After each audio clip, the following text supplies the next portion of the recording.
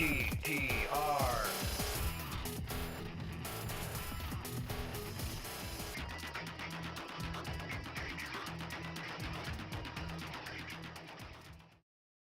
The first order of business is to do a brief overview of the major scale itself.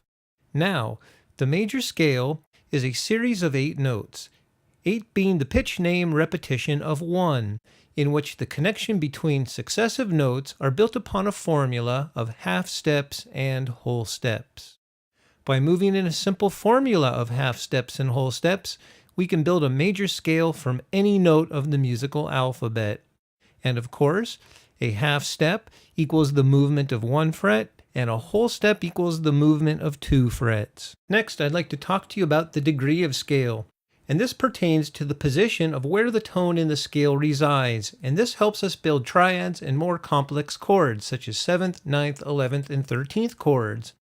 And more importantly, we can determine the quality of the chord. Depending on what degree of the scale a tone might reside on, we can determine if the chord has a major, minor, or diminished sound.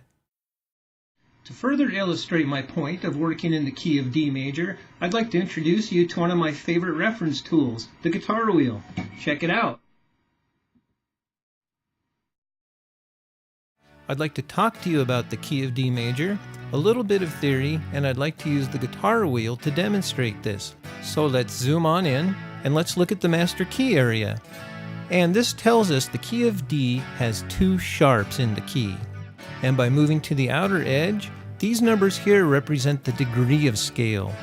And they work hand in hand with these notes in the white area. And what it means is D would represent the first degree of the scale, E would be the second degree, and so on. And these numbers here in the yellow are the frets. Now by moving to the inner part of the wheel, the green area tells us the major scale degrees, and most importantly, the quality of the chord. If we look at the numbers that are bold, 1, 4, and 5, this tells us our major chords. 1 is a D major, 4 is a G major, 5 is an A major chord. And by looking at the lowercase numbers, 2, 3, and 6, this tells us our minor chords.